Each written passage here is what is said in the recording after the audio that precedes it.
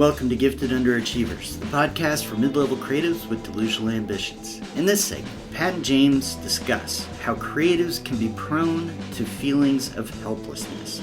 This is often due to the subjective nature of our work, how it is judged, and whether or not we are successful, as well as the systems within which we exist. James and Pat then look at how to push back against helplessness and regain our sense of agency and a modicum of control over the future of our professional lives. Hey, Pat. Yes, James. I'm in the Gifted Underachievers puppy petting room where we foster puppies weekly to help us cheer up a little bit. Feel a little bit more like there are things that we have control over, that we can, in fact, defeat when it appears. Even if we can't prevent it from, ever appearing again, we can at least defeat learned helplessness when it Wow. appears. Yeah. Yeah. Yeah. Okay, well, good. How's it going down there? Are there any puppies alive? Is it pointless that Yeah. No, are they're we all good. They're thriving. are we fostering them out to puppy mills? Yeah, no. They go to good homes when we're done with them. Of course, they're a lot more tired, but uh, because we like the puppies. Oh, you know Yeah, a lot what? of puppy activity. I was just BSing. I actually know the puppies are doing great, but I was trying to give examples of what a learned helplessness mindset might sound like. Wow, you got me with that one. Yeah, yeah. I fooled you. All right. Yep. Dubnado. My new thing. I'm describing Pat as the Dubnado. Yeah, I So, don't know. but no, we want to talk about learned helplessness because it's something that is very easy for creatives to fall into because so much of what we do is so subjective Hmm. that you can go through a bad bout where you feel like it's not working, it's never going to work, et cetera, et cetera. And I'm going to provide a solid definition in just a sec. But not only can our creative lives kind of push us into that zone, but external forces can too. And Yeah. all of that can affect our creativity, the work that we're doing, how we feel about ourselves as creatives, all of our, life gets jumbled together in this kind of thing. Mm. But the definition that I have here for learned helplessness is it's a psychological state where a person stops trying to change a negative situation because they believe they have no control over it, Yeah. even when opportunities to escape or improve circumstances become available, often stemming from repeated exposure to uncontrollable stressors. And it goes on to mentions that, as individual, this can snowball into bigger and worse mental health issues as individuals learn, quotes, that their actions are futile. And Right. so, for creatives, we can definitely feel like there's a lot beyond our control. All the time. Yeah, and as humans, we can feel there's a lot beyond our control. Uh, And all the so, time. Yeah. I wonder, and here just throwing out complete hypothesis, maybe we creatives are a little bit more prone to this because we live with so much subjectivity as opposed to people who have a little bit more structured routine Mm. and reward system for their work. Yeah. I think for sure it probably the nature of most creative work is that um you don't work for an employer, you work for yourself usually, the creative part anyway. And so there's uncertainty in almost every part of that because it's not just about you know like whether you're going to make any money. It's about whether you're going to have time to work on it, in, given the cost of living. Whether you're going to have find anybody who gives a shit about it. Mhm.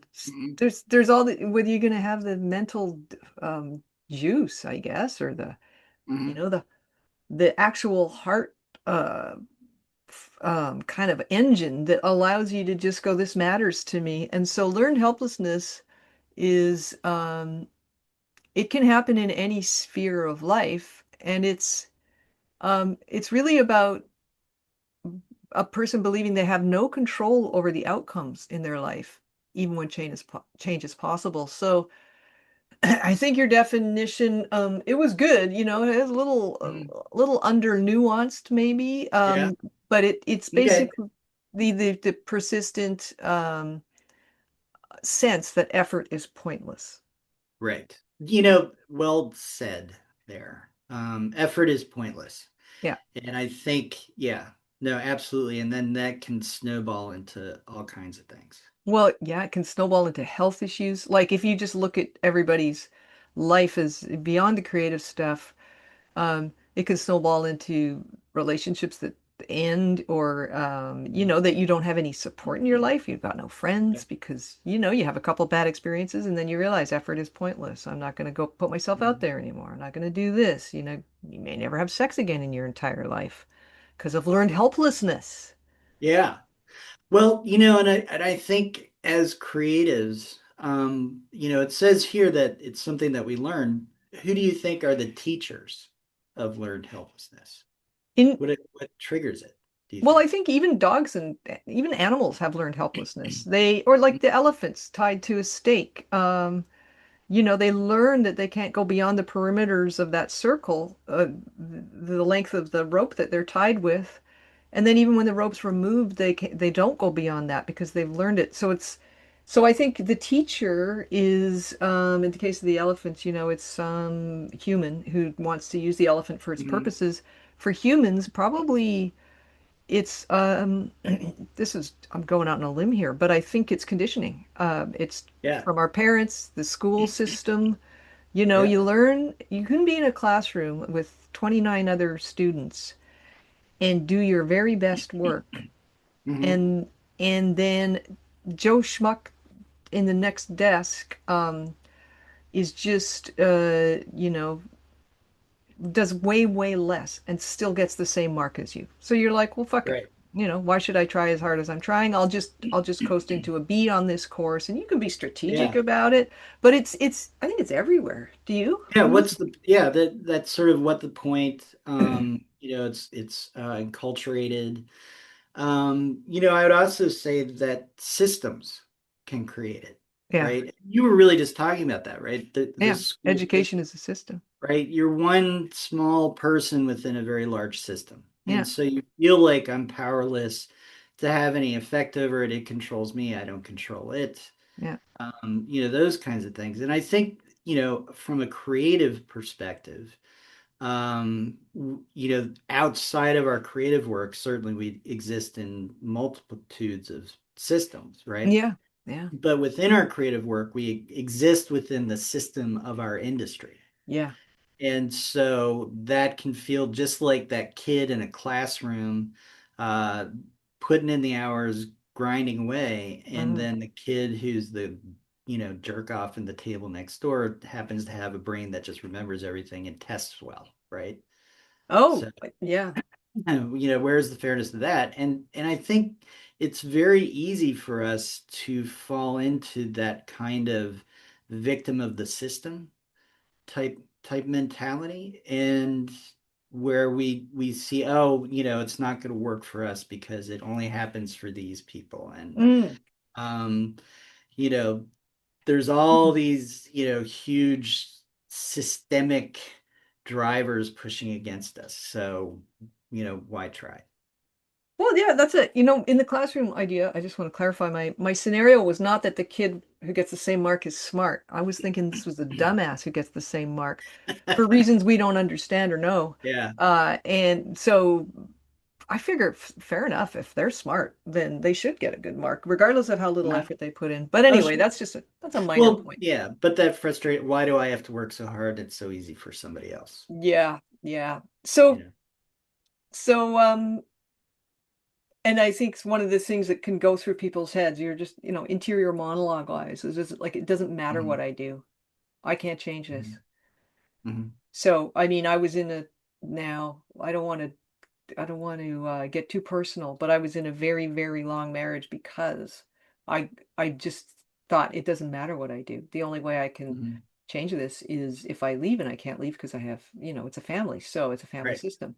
So so that's it's not about actually, people can start to think there's something wrong with them um Mhm. when they have this learned helplessness.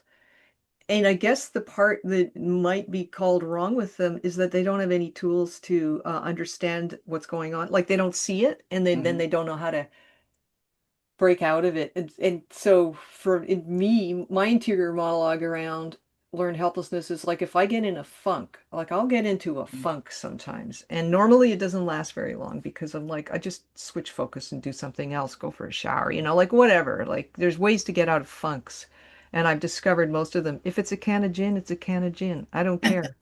Um, but sometimes for a few days in a row, I'll be walking around the town like Betty Davis, in All About Eve, like going, but the fucking people, my cigarette in a holder and just like mentally Way too shitting much it. makeup. Yeah, I wish. Clumping around in my high heels. Some huge gown that if it gets wet, you're gonna drown, you know. Yeah. Hey, she wore some pretty compelling pantsuits and sensible shoes in that movie too, I think. Um, But yeah, it can be this kind of mutter, mutter, mutter, mutter, mutter at the Yeah. world. And it's not, and we were talking about it earlier. I'm not a Karen. I'm not going into a store and picking a fight with somebody because I'm in a mood, Uh, because things aren't going my way in life. It's more like I'm mentally shitting on people, and it's not a good place to be in. It's like, it makes me unhappy. They don't know what I'm thinking unless maybe they catch my eye, but it uh, makes me unhappy. And so that's the part where I think uh, if it's linked to learned helplessness, which I think it is, it's when I feel trapped that Betty Davis interior monologue starts. How yeah. about you? Do you have a Well, yeah, no, my internal monologue is definitely about Schmidt. what? Uh, What's that? Is that a you movie? ever see the movie Jack Nicholson going around just treating everybody like crap, muttering, God damn, blah, blah, blah, blah, blah, blah," and like I'll have these internal thoughts like, you're driving along and you're thinking, fuck, that ass, I can't, why did that happen? This Yeah. isn't working. And then you'll see like a group of high school students or like a girls' sports team doing a car wash. And I won't say it, but in my head, I'm like, I should pull over there and tell them to put the pretty ones out front just to be a dick. Yeah. And so, yeah, boy. And then it's like, oh, wait a minute. Wait a minute, James. Gotta, get past that. And I think one of the things that you were saying prior to this internal monologue of Jack Nicholson versus Betty Davis uh, is that part of what helps get out of, any funk is one, being able to name it. Yeah. And the other is once you can name it, then you can define it. Yeah. And then I think the third piece is once you can do that, then you can alter your thinking. You can see from a new perspective. Yeah. You get a little bit And of so, distance. yeah. Yeah. And so, Pat, I may not have said this, but I have a little bit of experience with divorce. Tell our listeners. Right. And I remember I was thinking about this earlier today. I said to one of the wives, we need to get divorced, literally as we were walking out the door from couples counseling. Yeah. Yeah. And it was that thing that gave that change of perspective. This isn't going to change. We're Yeah. making each other. It wasn't about, her being the bad guy or me the bad guy. Yeah. We're making each other miserable. This isn't going to change. We're not happy. We want different things. Mm. This was a great idea that didn't work, Right. basically. Right. Kind of thing. And so it's that perspective change that I think is so important Yeah. to be able to do. And so maybe, I'm coming up with these ad hoc steps where, a therapist in the crowd is going, yeah, no shit, Sherlock. Yeah. Either that or you're getting it totally fucking it up. But Right. yeah, can you name it? can you define it? And then can that help change your perspective? Yeah. And so I'm Mhm. wondering, I know before this is not a secret to either of us. Before we started, you looked up some ideas I did. for how to deal with this. And I went to an Australian source because I find the Australians very proactive. Yeah. I'm joking. I don't know. They got giant cans of beer. If they had giant cans of gin, they would rule the world. Wouldn't they? Man. Yeah. Okay, so I'm on a website called Talked, and I've already read these obviously, and I think they are good general advice for getting out of a funk, or whether or not it's related to a pattern of learned helplessness in one area Mhm. of your life or in many areas, but how do you unlearn it? I like that they said you can unlearn it. Mm. And it's about building small, consistent changes that reconnect you with a sense of choice. Ah, Because the problem with learned helplessness is the idea that it's effort is pointless. So right. you want to get reconnected with a sense of choice. I think that's a very good way to put it. Yeah. So How, here's 5 techniques that are a practical starting point. Rebuild trust in effort is the first one.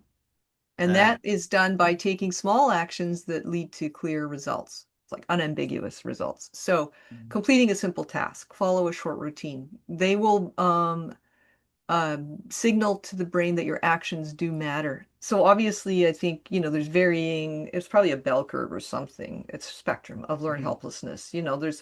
I personally do complete a lot of small actions, but if you were somebody who had a really hard time completing tasks or following routines, then that would be a good place to start. Yeah.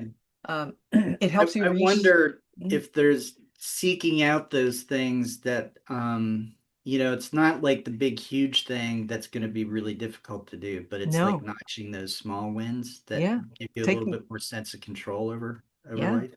completing a simple task. I mean, Yeah. so taking small actions. So you might even say, well, I mean, my one of my things I've been doing in the last month or so is when I wake up, regardless of what my brain starts doing, I remember to say good morning, Pat, which Ah, sounds weird, but it's something. yeah, it Or like does. we're talking in a different segment about, protecting my free time, and I'm actually shutting off my computer and shutting the office door behind me when I leave it. So, Yeah. uh, So when you say good morning, Pat, what are you doing?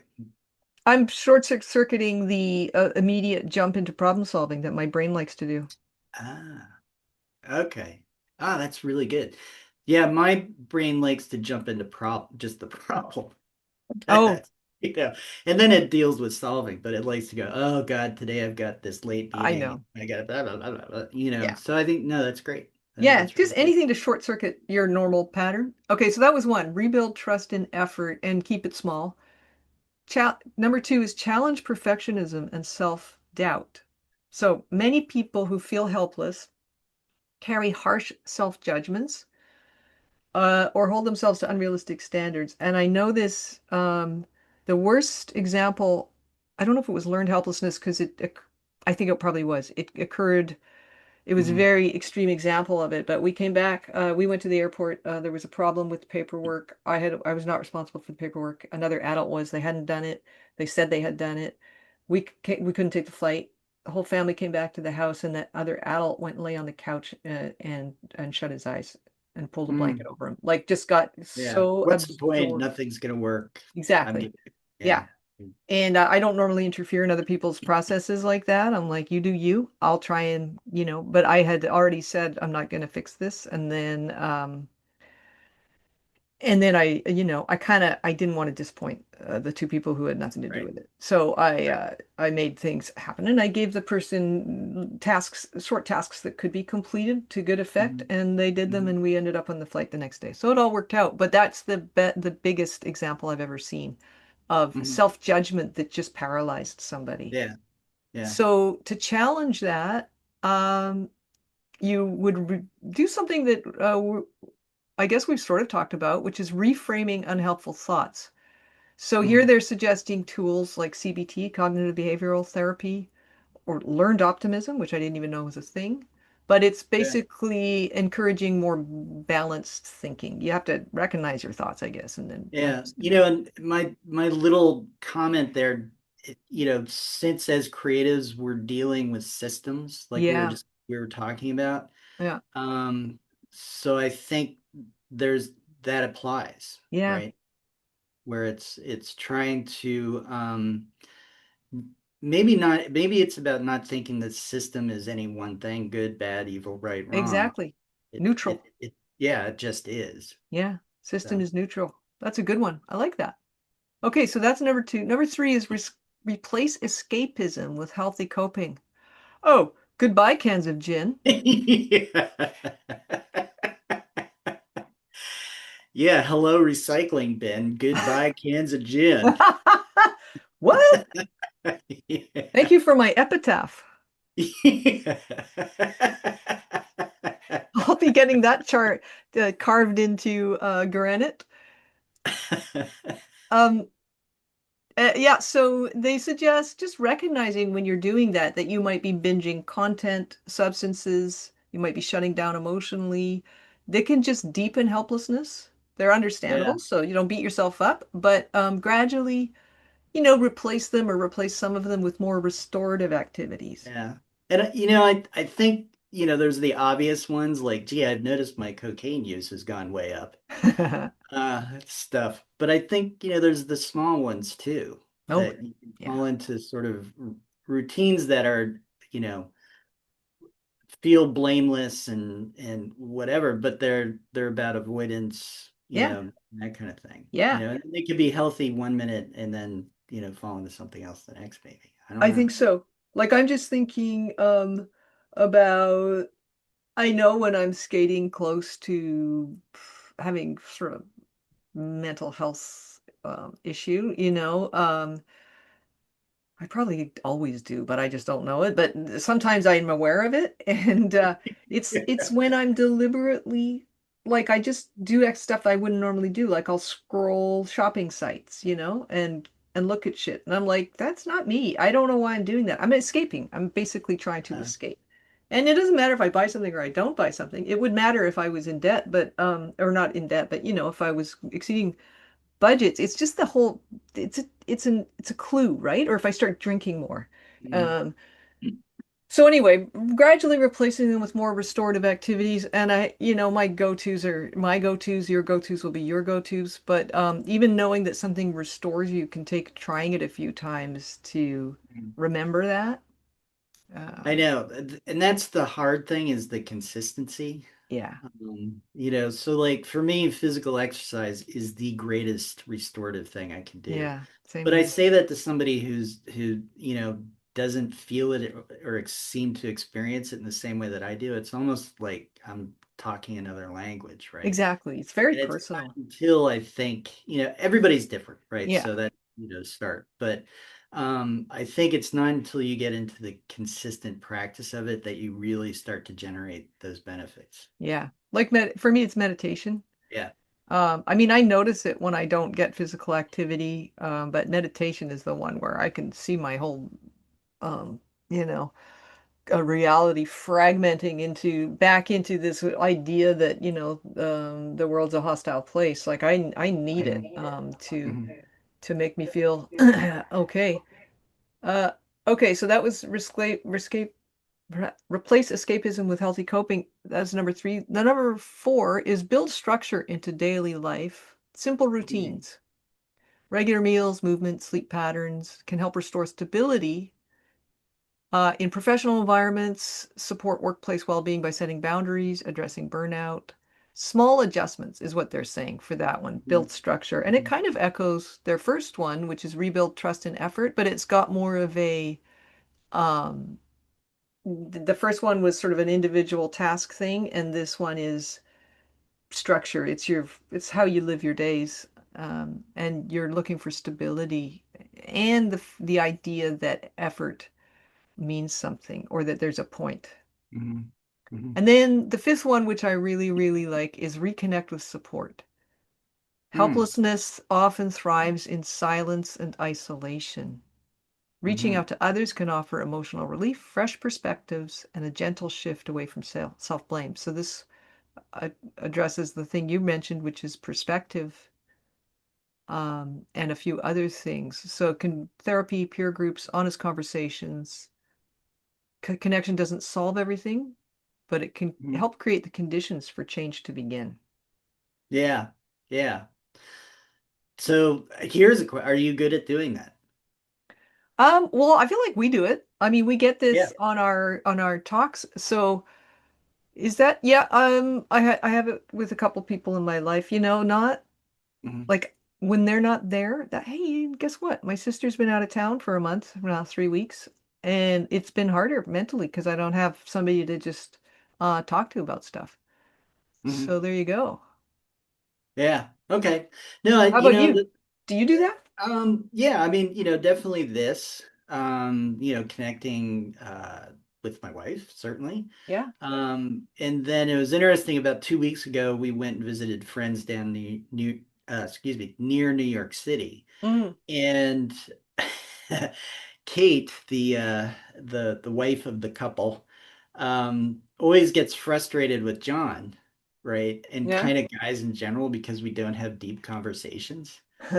We just sort of show up and we're like, hey, how's it going? Good. Yeah. Had a tough go. Yeah, me too. Okay. And we're good, right? Yeah, yeah. And she wants like emotional sharing. Oh dear. And we're kind of like, look at her like, why? We're gonna go on a hike together or, Yeah, that kind of stuff. So I think it's all, it's different for different people. And I think I do think men and women have a different way of approaching it. Generally, not always, but in a general sense. And yeah, I think it's perfectly fine to recognize that. yeah. I Um, don't know if it's binary the even in a general way, but I agree with you. This people are different for sure, and yeah, some people find it comforting, and some people find it too exposing or whatever. They just don't want to. It's not yeah, their thing, yeah, So yeah. Oh, I've done plenty of women who are like, leave me alone. I got to figure this out for yeah, myself. yeah, Kind of stuff. So I don't mean to overgeneralize, but I've noticed a little trend.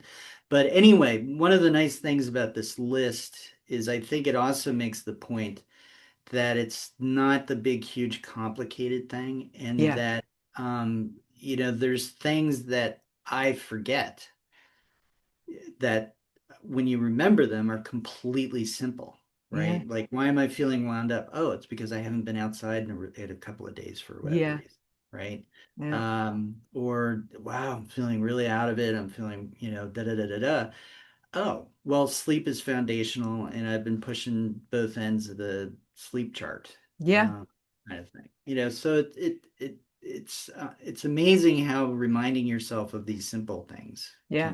can lead to you know improved outcomes. I think so. And maybe that goes back into our bit, our history as humans, really.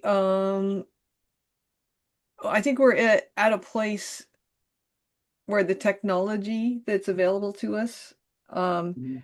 and the siloed information sources and all these other aspects of the external world are making it less simple to rebuild trust and effort, for example. Like if you were a peasant in the Mm. Dark Ages, you'd go, effort is the harvest. You have no choice. You get it, you eat. You don't get it, you Mhm. don't eat. So, um, escapism was less possible. Sure, people could get hammered under the oaken table in the dining hall or whatever, but it was a group activity for one thing, which is healthy, reconnects with support. But it was also you couldn't escape into binge as many things, right? There was probably a lot more structure because people ate communally. Now it's a lot easier to just grab a takeout or whatever on your way home, or I don't know. I'm just spitballing. I don't know what normal people No, do. you're absolutely right. Is we're very good at siloing ourselves, and technology becomes a way to push that to like a next level, Yeah, right? And it's amazing to be. So I like Instagram because I look for stuff that's funny. I like music videos that pop up. yeah, I, yeah, I like the stupid cat and dog stuff that makes me laugh. I like the couples who interact in humorous ways, all that kind of stuff. yeah, But because the algorithm controls what comes in, Hmm. there's also lots and lots and lots and lots of politics. And one of the things that I've noticed is I'll see something and immediately that little bit of outrage gets sparked. And then I go, wait a minute, is this even true? And I'll go and I'll look for it. I'll Yeah, say, can I actually find this? yeah, No, it doesn't exist. It's not real. It's yeah, something that somebody has made up to try and provoke and get clicks. And it can also be stuff that's really surprising. I saw this thing. There was a huge historic church on fire, burning to the ground. I thought, oh my God. And I looked it up, it didn't happen. yeah, yeah, Right. So we have to be super careful that we really fact check not just what's coming in, but we fact check ourselves. And I think maybe that's a piece of this unlearning is really if if you feel like effort is not worth it, fact check it. And maybe that's what this is all about is getting out and saying, well, okay, is effort really not worth it? Let's give it a try and yeah. find out. That makes sense. Like yeah, because it's like tech was just an example, and yes, you need to fact check social media if you're going to take it seriously as a source of information. And yes, I have given myself a little mandate to stop going on social media for a period of time because I Mhm. find it bleeds into my consciousness in ways I don't like. Um, but you're right. These are absolutely a form of fact checking about whether, in fact, effort is pointless. And the only way to fact check something like that is to make the effort and see what happens. And Mhm. so, all of the learn helplessness advice here is about making the very small efforts that will retrain your brain to see Mhm. um, that effort is not pointless. If you Yeah, pick a yeah. small enough thing, like if I say I'm going to move this pen, I'm going to put it in the damn receptacle what holds all my pens and my scissors. There, effort had a point. Yeah.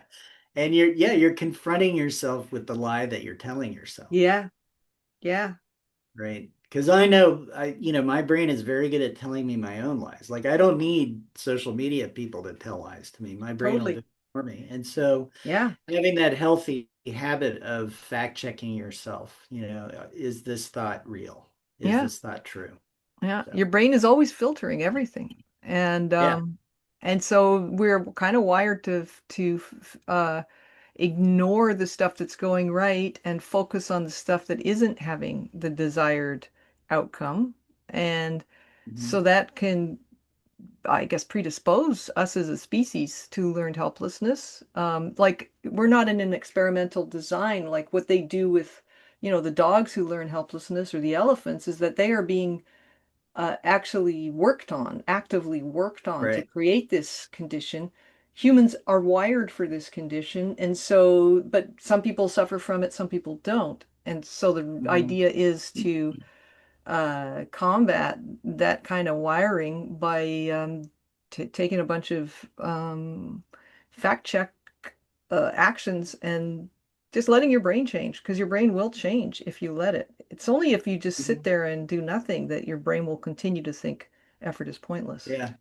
Yeah, and I think this then bleeds over into increasing our creative capacity too, right? So we start to train our brains to do that kind of proactive thinking and restructuring, and that leads to new perspective, which leads to new ideas, which leads to new creative thoughts and Yeah, onward and upward. yeah. So Increasing our capacity period. But yeah, creative capacity, since we are gifted underachievers operating in the creative realm. I love it. Love it. We are the gifted underachievers in the realm of creativeness.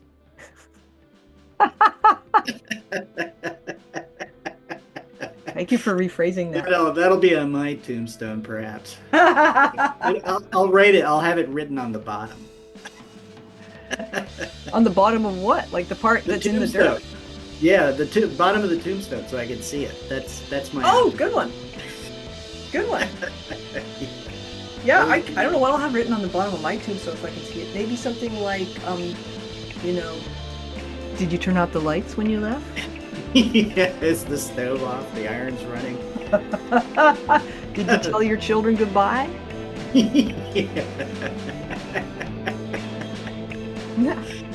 All right, we're out. Out of ideas. Gifted, learned, helpless, underachieving. We need a t-shirt. Unfortunately, we already know trying to make a t-shirt won't do anything, so fuck it. I'm joking. I'm joking. I'm joking. Thanks for listening to Gifted Underachievers, the podcast for mid-level creatives with delusional ambitions. We'd love to hear how we're doing, so please leave a comment, join our chat page, or send us an email at giftedunderachievers@substack.com. You can find us on Spotify, iTunes, and anywhere else you'd like to download your podcasts. And please hit the share and/or subscribe button. It really does help. Also, have an awesome day.